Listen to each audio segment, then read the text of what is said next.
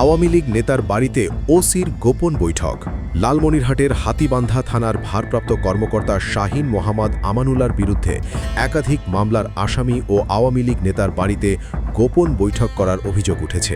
৮ জানুয়ারি গভীর রাতে উপজেলার সিন্দুরনা এলাকায় উপজেলা আওয়ামী লীগের সহসভাপতি আমজাদ হোসেন তাজুর বাসভবনে এই ঘটনা ঘটে। বিষয়টি জানাজানি হওয়ার পর এলাকায় ব্যাপক চাঞ্চল্যের সৃষ্টি হয়েছে। আমজাদ হোসেন তাজু ২০২৪ সালের জাতীয় সংসদ নির্বাচনে লালমনিরহাট ১ নম্বরে আওয়ামী লীগের দামি প্রার্থী ছিলেন এবং বর্তমানে তিনি একাধিক মামলার আসামি। রাতে তার বাড়িতে দাওয়াতের নামে আওয়ামী লীগের অন্তত ৬ জন শীর্ষ নেতার উপস্থিতিতে একটি গোপন বৈঠক অনুষ্ঠিত হয়। সেই বৈঠকে হাতীবান্ধা থানার ওসি শাহীন মোহাম্মদ আমানুল্লাহ যোগ দেন। স্থানীয়রা বিষয়টি টের পেয়ে ওই বাড়ির সামনে জড়ো হতে শুরু করলে ওসি দ্রুত ঘটনাস্থল ত্যাগ করেন। ওই অনুষ্ঠানে হাতীবান্ধার বাসিন্দা কিন্তু জেলার বাইরে কর্মরত প্রশাসনের আরও একাধিক কর্মকর্তাও উপস্থিত ছিলেন।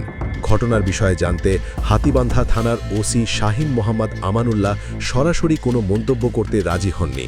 এ ব্যাপারে লালমনিরহাটের পুলিশ সুপার আসাদুজ্জামান জানান, ওসি হাতীবান্ধা থানায় নতুন যোগদান করেছে। তবে দাওয়াত খাওয়ার বিষয়টি সঠিক নয়। ওসি আসামির খোঁজ নিতে সেখানে গিয়েছেন বলে দাবি করেন তিনি।